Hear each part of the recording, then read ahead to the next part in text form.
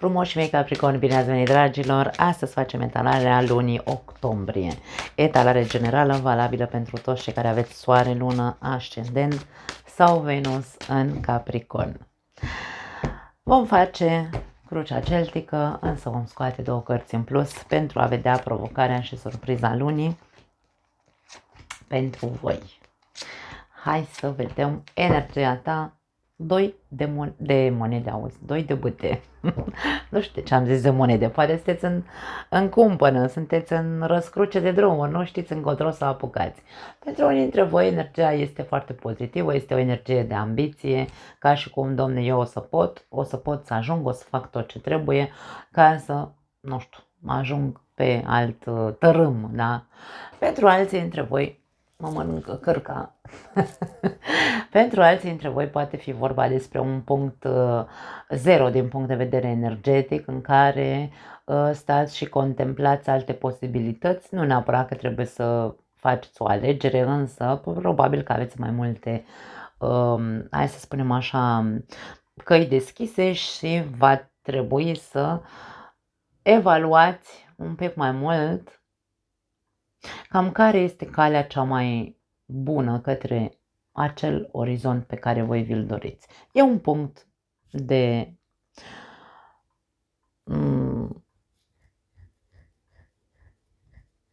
un punct nou de plecare, vine să spun, pentru mulți dintre voi.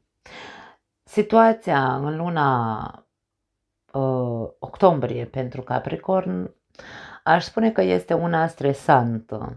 Oriceva te stresează în această lună, încărcătura fizică și emoțională și mentală este foarte mare, e ceva ce nu se mai poate susține sau e ceva ce tu nu mai poți duce. Responsabilitatea este imensă, poate ți-ai asumat mult prea multe decât ar fi trebuit. Capricornul are năravul, da, să își pună în cârcă multe lucruri pentru că este o rocă foarte puternică, Capricornul, din punct de vedere arhetipal, și își ia mult mai multe angajamente și mult mai multe lucruri decât ar trebui, mult mai multe responsabilități, își asumă prea multe. Ia uite, diavolul, vezi? Asta este ceea ce este toxic în Capricorn. E foarte clar de ce Capricornul trebuie să învețe. Dragii mei, aici e vorba de bagaje pe care voi le tărâți după voi, pentru că e ca și cum e lege, domne. La noi în familie întotdeauna s-a făcut așa. Sau s-a implementat în tine corvoada, ca și cum asta e crucea mea, asta e, așa s-a spus întotdeauna în familia noastră. Trebuie să stai acolo chiar dacă ești chinuit. Să-ți asumi și urâtul din viață. Eu nu zic, Doamne ferește, normal că trebuie să ne asumăm. Trebuie să ne asumăm responsabilitatea pentru tot ce este și pentru ce este bine și pentru ce este mai puțin bine, da? În ceea ce ne privește în viața noastră, însă nu într-atât încât să ne ducă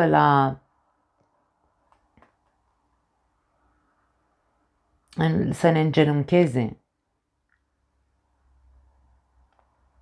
E foarte ok să ne asumăm în primul rând la nivel personal, în primul rând bagajele cu care venim, bagajele obscure, atenție, vorbim despre defectele pe care le avem, să ni le asumăm și să știm să jonglăm cu ele și să zicem ok, le recunosc, știu că le am, știu că zac în mine, știu că poate sunt moștenite de la mama, de la tata, însă trebuie să învăț să fac ceva cu ele, să devin cumva din victima acelor bagaje, din a fi victima acelor bagaje moștenite, să devin propriul maestru. Aici e vorba despre luna octombrie pentru Capricorn, este despre ai de ales între a continua cu drumul ăsta sau a ajunge la măiestrie într-un fel sau altul, la a fi profesorul propriei vieți urâte pe care ți-ai asumat-o până în momentul zero ăsta a vieții tale, în care să zici, ok, mă descotorosesc de tot. Am ajuns să învăț crunt, lecții urâte, crunte, din cauza faptului că am târât după mine acele obiceiuri, acele reguli și norme, că e Capricornul, e despre reguli, norme, trebuie să fac asta, n-am cum să nu fac asta, că asta am învățat și asta este cel mai toxic, care partea cea mai negativă care poate să lășlui într-un Capricorn.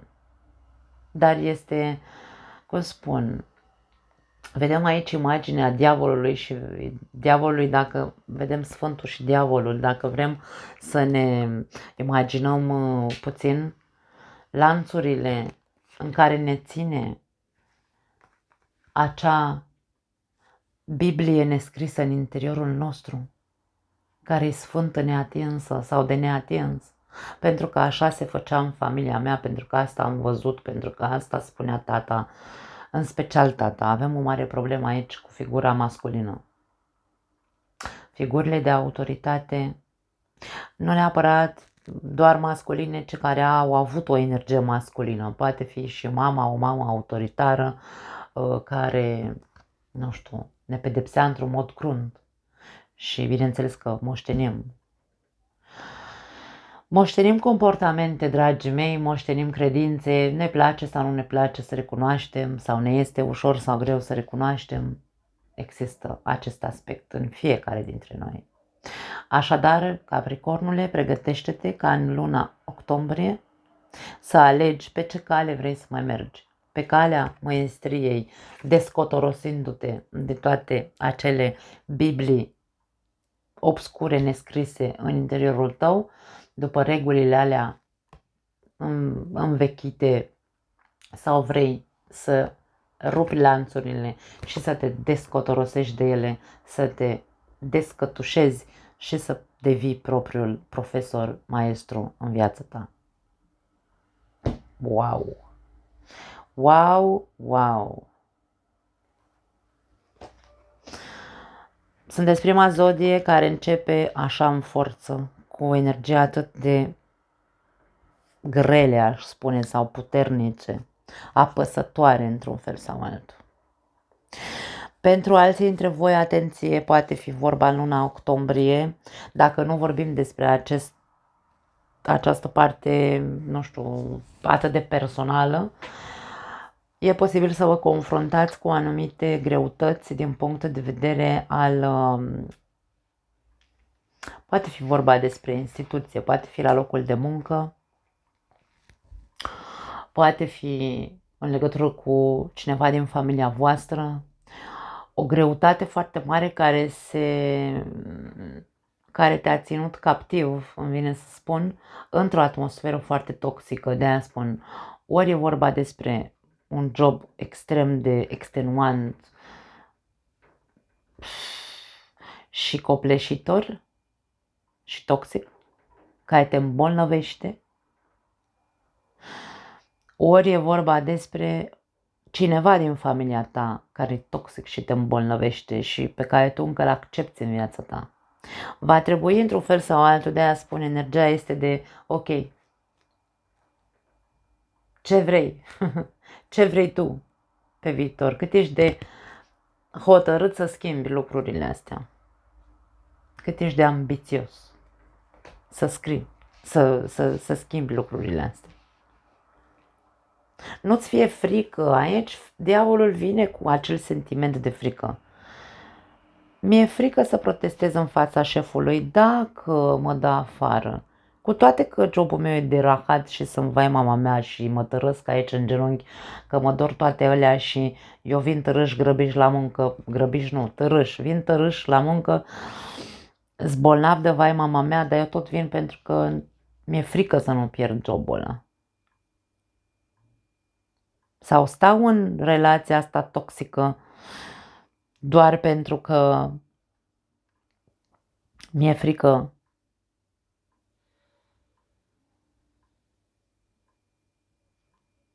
Frica de singurătate poate fi foarte mare pentru unii dintre voi și stați în relații de rahat. Îmi pare rău, dragii mei, să zic asta. Pentru alții dintre voi, bagajul vostru interior poate fi foarte toxic și ne poate vorbi despre violență, despre adicții, despre o latură foarte obscură și autoritară, o mână de aia de fier în care, nu știu, nu poate să miște nimeni, pentru că tu ești singurul care dai ordine. Tu ești autoritatea și nimeni nu poate să stea în fața ta. Pot fi foarte multe de spus din doar 3 cărți. Da, în mintea ta, steaua. Pentru unii dintre voi este vorba despre hai să se declanșeze odată sau poate s-a făcut un click în capul unora dintre voi. Vi s-au arătat multe adevăruri, wow, și se insistă pe asta. Vi s-au revelat foarte multe lucruri care au legătură cu, ok, e momentul să rezolvi aceste probleme din viața ta. Indiferent că sunt cu șeful, indiferent că sunt cu tine că tu ești toxic, indiferent că sunt cu acele bagaje moștenite, indiferent că sunt cu cineva din familie, indiferent de tot ceea ce am spus în alte variante, aici e vorba despre e momentul adevărului, e momentul sincerității și a rezolvării acelor probleme. Și au mai căzut 2 cărți care 9 de monede și 3 de bâte. Dacă tu vrei ca viitorul tău să arate altfel, tu va trebui să fii de partea realității și de partea rezolvării. Nu poți să mai stai aici. Nu poți să mai stai în această energie. Energie, situație, ce-o fi ea. E momentul să o rezolvi. Dacă vrei altceva pe viitorul tău, 2 de bâte, 3 de bâte, da?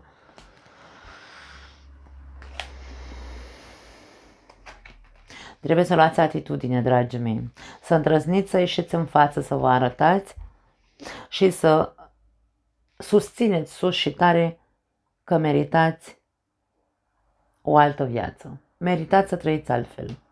În cazul în care voi sunteți cei autoritari și toxici, treziți-vă, dragii mei, și dați-vă seama că dacă sunteți singuri din cauza asta. Pentru că ați preluat năravurile pe care le-a avut unul dintre părinți, insist, nu contează care dintre ei, și vă comportați la fel de animalic, să zicem, într-un fel sau altul, cu diavolul aici, cum se comporta acea persoană din trecutul tău.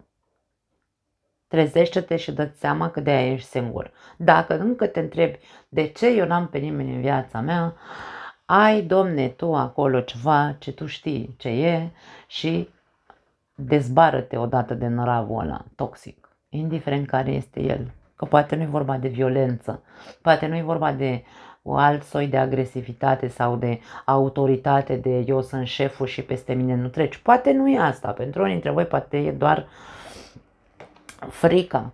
Accept și mă încarc cu orice, accept ca persoana de lângă mine să își bată joc de mine și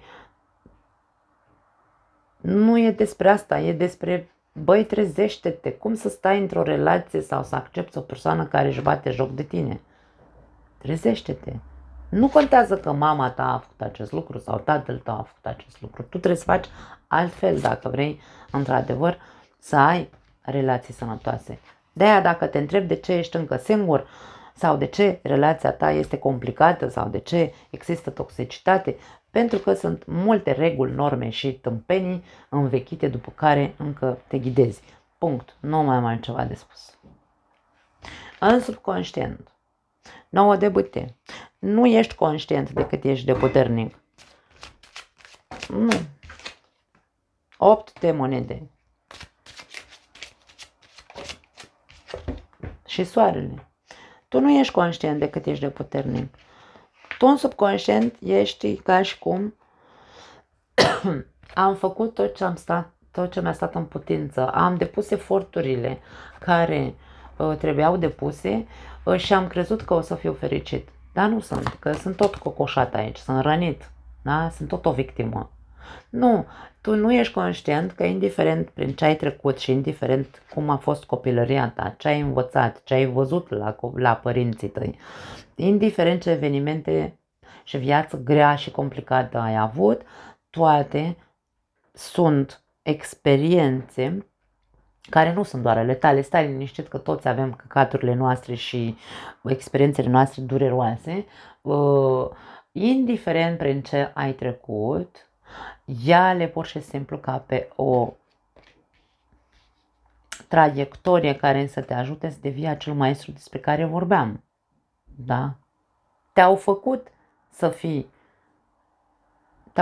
devii profesor. Nu uita că arhetipul Capricornului este de profesor, că de-aia sunteți guvernați de Saturn și Saturn este planeta profesorilor sau, mă rog, a acelei figuri de autoritate care ne face să ne maturizăm, da? Maturitate. Unde e maturitatea? În urma acestor evenimente, indiferent cât au fost ele de crunte. Viața lină și frumoasă și cu bogăție și abundență și vai, flower power, ce frumos e și n-am avut nicio grăunță de durere în această viață, nu duce la măiestrie, dragii mei, duce la... Vedem foarte bine, avem exemple în viața noastră, toți cei care au bani, putere, fericire, echipurile și n-au niciun fel de grijă, ce fac cu viața lor? Se duc, încep să se drogheze, încep să facă alte porcării, pentru că bunul sau excesul de bun și minimul de rău, să zicem, da, de experiențe negative în viața noastră, ne transformă în leneși și în, hai să spunem așa,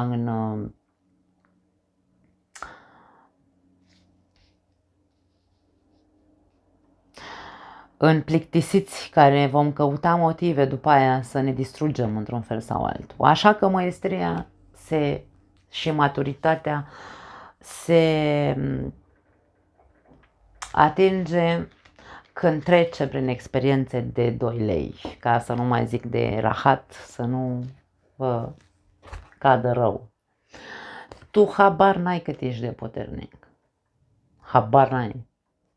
Ești atât de puternic încât dacă ți-ai pune cu adevărat voința în practică cu adevărat, aici vorbim despre vindecare miraculoasă, nu. Vorbim despre împlinire sufletească și despre dezlegare de aceste, da, lucruri, despre eliberare de absolut tot. Însă, dacă nu crezi că ești capabil, dacă nu pui ambiție să rezolvi acele rahaturi din trecutul tău și nu să le rezolvi, domne, să înveți odată și să devii maestru, atât, nu trebuie să rezolvi nimic, trebuie doar să te descotorosești de ele, punct. Atât trebuie să faci. Scoate-le din tine, din sufletul tău, nu le mai lăsa să te mai țină încătușat în iad. Pentru că unii dintre voi trăiți iadul pe pământ de gratis, așa, pentru că ați ales să trăiți asta. În trecut, luna, da, secrete, mistere, traume, ia uite. Da, eu nu zic că nu există, exact cum am zis și luna din nou, dragii mei. Unii dintre voi aveți cel puțin 6 luni, nu vreau să zic 6 ani, Doamne ferește să fie 6 ani, dacă sunt 6 ani, treziți-vă odată și mergeți și faceți terapie, pentru că unii dintre voi, dacă vorbim de 6 ani de stat în iad, în obscur, în traume, în victimism, în depresie și așa mai departe, Aici vorbim despre declanșarea iremediabilă a acelor sentimente de pârjolire a iadului din nou și în loc să te vindeci, probabil că vei ajunge din nou sau vei continua cel puțin să te pârjolești în propriul foc, în propriul iad. Mergeți, dragii mei, și căutați ajutor. Nu mai stați, că aici dacă ați stat 6 ani în această traumă sau în această depresie, pardon, am vrut să zic, nu mă miră că sunteți, unii dintre voi sunteți bolnavi, copți, duceți-vă și căutați-vă. Duceți-vă la spital, duceți-vă la medic, căutați inclusiv psihiatru, psiholog, analize peste analize, căutați-vă pentru că aici e dezastru. E dezastru ce e în tine. Eu nu fac etalări ca să sperie pe nimeni, eu fac etalări ca să te trezească lumea din somn, nu cel de moarte. Dragii mei, ce Doamne iartă-mă faceți aici?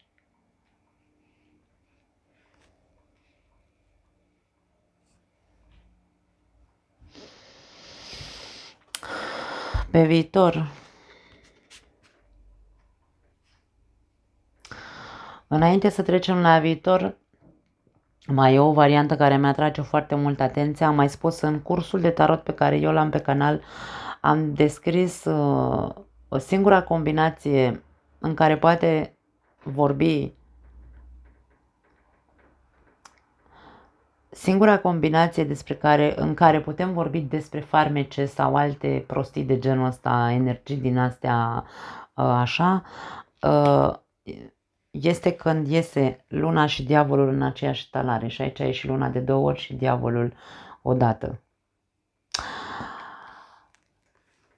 Pentru unii dintre voi poate fi vorba despre, nu aș spune neapărat că vorbim despre farmece, da? Atenție. E mult prea periculos să vorbim despre latura asta. De ce? Pentru că lumea crede foarte mult în chestiile astea.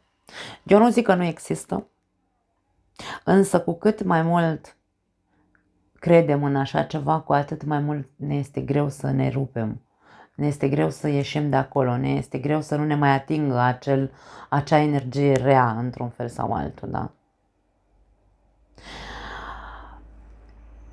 Pentru voi cei care aveți, hai să spunem așa, informații, cum că vezi, Doamne, pentru că sunt multe persoane care zic, știu că mi s-a făcut farmece sau am văzut, nu știu, habar n-am, indicii, chestii, trestii. Mergeți la preot. Aici avem figura preotului. Mergeți la preot și vorbiți cu el despre, la un preot din ăsta care știe, da? Nu la orice preot aici. Nu, eu nu mă pricep, habar n-am, nu cunosc nici preoți, nici alte persoane. Nu este despre a dezlega, este de a sfinți, într-un fel sau altul, vine să spun, a purifica. Aveți nevoie poate de o slujbă de purificare, poate aveți nevoie de un preot care să știți deschidă cartea, habar n-am. Voi știți probabil mai bine decât știu eu ce vrea să spun această combinație. Mergeți ca să vă dezlege de acele blesteme sau ce-or fi ele. Poate să fie blesteme, nu neapărat farmece, atenție. Blesteme, ai fost blestemat de mic sau ai fost blestemat de părinți. Blestemul părinților, într-adevăr, se ia, sau nu neapărat a părinților, a bunicilor, habar n-am, nu contează. Dar se poate lua sau se poate lipi de tine un blestem dacă este făcut din suflet. Da. Mergeți pe drumul ăsta, căutați ieșirea prin purificarea unui ritual pe care îl face un preot, aș spune. Poate fi vorba și despre asta pentru puțin dintre voi, sper. Pe viitor avem regele de spade. Hai să vedem cu ce vine. Cavaler de bâte și forța. Ok, ca energie, regele de spade este o energie foarte pragmatică și foarte, hai să spunem, mentală, da? corectă, din nou vorbim despre corectitudine, următoarele 3 luni de zile poate că ar trebui să accepti faptul că trebuie să iei atitudine, că trebuie să treci la acțiune cu cavalerul de bâte și trebuie să în acțiunile tale și în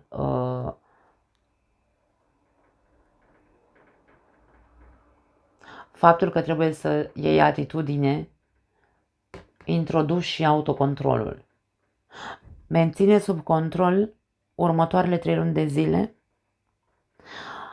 dar nu pentru a te ține în frâu din acțiune, ci ține-te în frâu pentru că energiile astea sunt de defensivă amândouă. Ăștia acționează, ăsta acționează din impuls când află ceva și ăsta acționează pentru că vrea să își facă dreptate.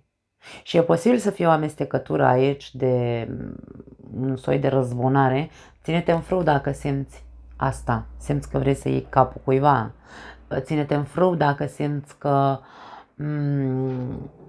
trebuie neapărat să faci ceva pentru că nu e corect ce se întâmplă în jurul tău. Dar dacă tu aici ai de-a face cu o persoană toxică sau cu iadul ăla care se află în tine, autocontrolul este cea mai bună soluție pentru a nu sări din lac în puț și a face mai mult rău decât bine. Sau a-ți face ție mai mult rău decât bine. Da? Cred că înțelegeți ce vreau să spun. Provocarea este asul de cupe. Foarte interesant. Ok, au vrut să se întoarcă 3 cărți. Avem 4 de cupe, avem 4 de spade și avem 7 de spade.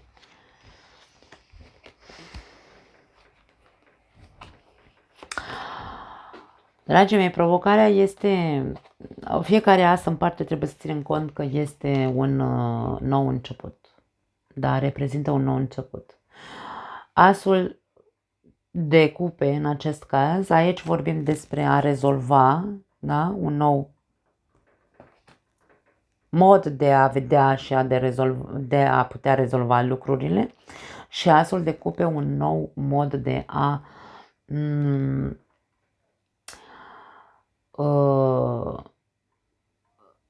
începe ceva nou, ce? Vindecarea, drumul vindecării, da? În acest caz. Sau a eliberării emoționale. Ce implică această provocare? Implică să analizezi foarte bine punctele sensibile sau punctele slabe sau punctele în care tu îți dai cu stângul în dreptul. Pentru că intențiile de a te vindeca, eu cred că au mai existat, pentru că face metalări de mult timp și am tot văzut anumite lucruri la voi, de exemplu. Când dai cu stângul în dreptul și nu ajungi să finalizezi, să duci vindecarea până la capăt.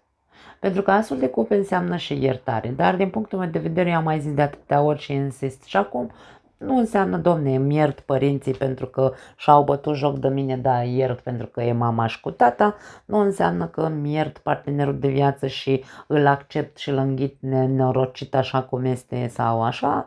Nu accept faptul că nu stau și îmi dau scuze mie dacă eu sunt ăla toxic și violent și dau pumnul în masă. Deci aici vorbim despre ok. Dacă aici este despre vindecare sau iertare, asta înseamnă și vindecarea și iertarea înseamnă eliberare. Mă eliberez de bagaje și de lanțuri. Este exact atât de simplu. Mă eliberez de bagaje și de lanțuri, acelea care mă fac să trăiesc iadul pe pământ.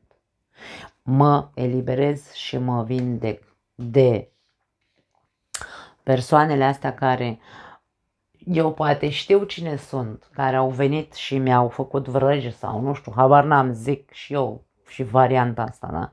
Știu cine e ăla care mie mi-a aruncat lucruri necurate sau m-a blestemat sau m-a nu știu ce, mă eliberez, domne, de el. Cum? Mă duc la terapie, mă duc la preot, mă duc unde trebuie să mă duc ca să mă eliberez, să mă descătușez. Analizează-te foarte bine, pentru că intenția de a te vindeca a mai existat, însă ți-ai dat cu stângul în dreptul și aici ești provocat din nou să te vindeci și să vezi, da? Ia-ți timp de a te analiza unde te autosabotezi și nu duci procesul până la capăt. Unde te oprești și nu trebuie să te oprești. Tu știi. Pentru că obosești, pentru că nu-ți mai convine ceva, pentru că ți se pare o prostie, că habar n-am ce zace în capul tău. Este autosabotare. Surpriza. Regina de bâte.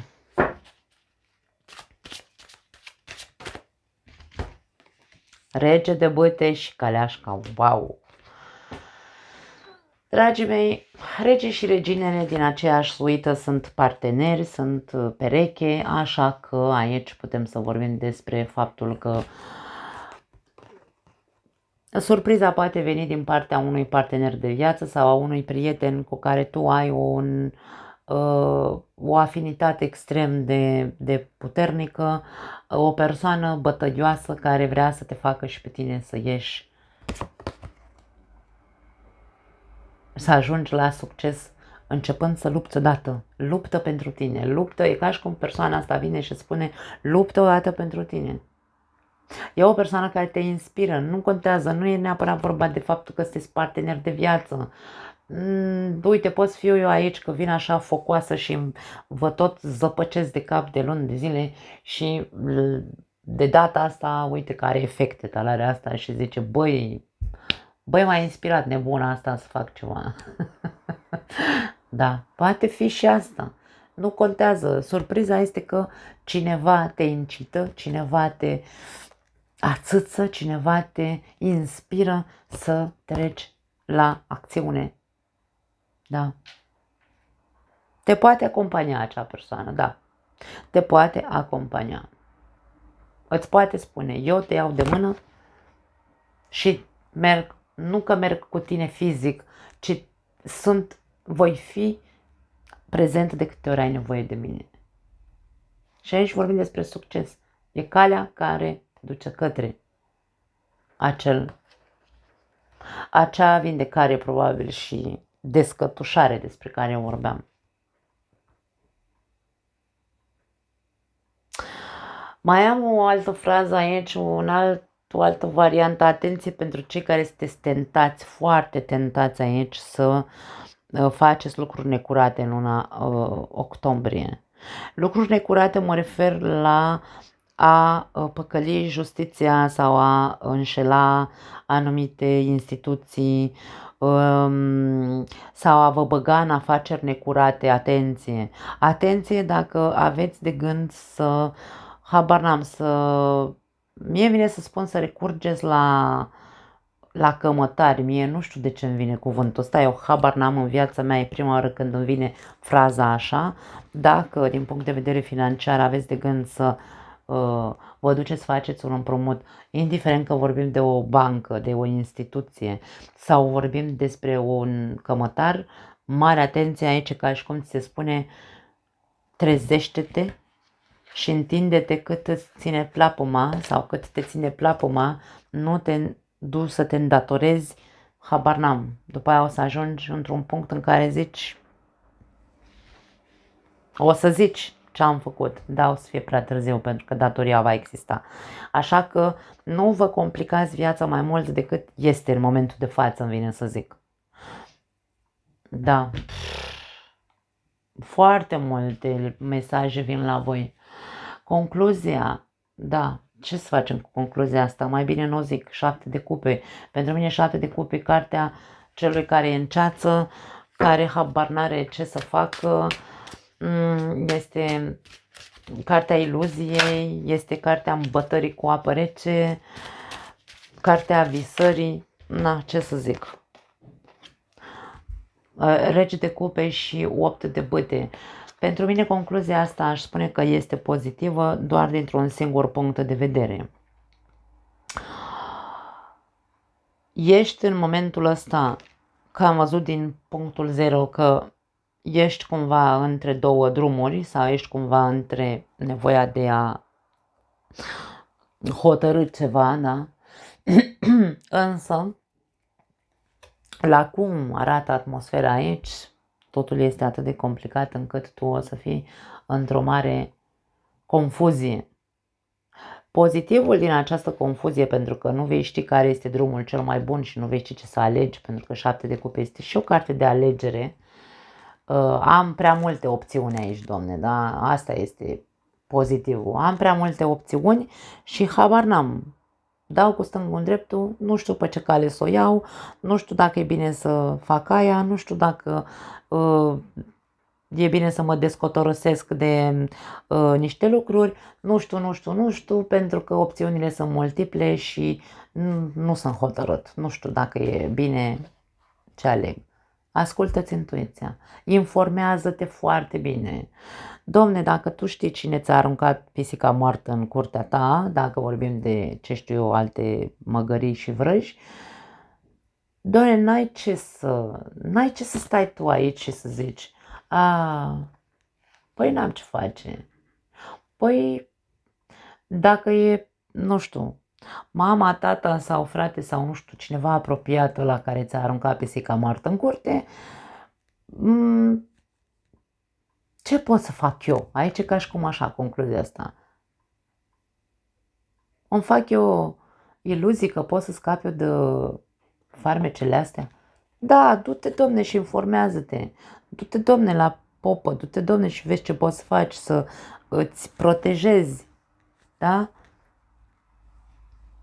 Spațiul fizic și energetic de aceste energii necurate. Ce poți să faci tu ca să te vindeci? Să nu mai stai așa cu capul în nori și să zici nu există vindecare, nu există bla bla bla, nu există să te cureți de bagajele pe care le ai, nu știu, alte prostii care ne debitează capul la fiecare dintre noi. Du-te, domne, și informează-te, du-te, domne, și fă o terapie ca omul, caută un terapeut care să te pună cu picioarele pe pământ și cu, cum spun, să-ți desfacă capul, să-ți dea cu spada în cap până îți despică capul, să-ți bage alte idei în capul ăla, dacă nu ai altele. Du-te, informează-te, nu stai așa tu cu cai verzi pe pereți cu părerile tale. Nu o să ajungi în viața ta la nicio concluzie. Te întreb de ce ești singur. Da, nu mai repet, că am zis, du-te și caută-te, du-te și fă ceva palpabil și concret cu tine, cu viața ta, pentru că stai așa cocârjat și bolnav și tentat să faci numai prostii și nu înțelegi de ce. Nu înțelegi de ce nu-ți merge bine și nu înțelegi de ce ești în iad în această viață. Nu înțelegi de ce l-ai moștenit pe tata.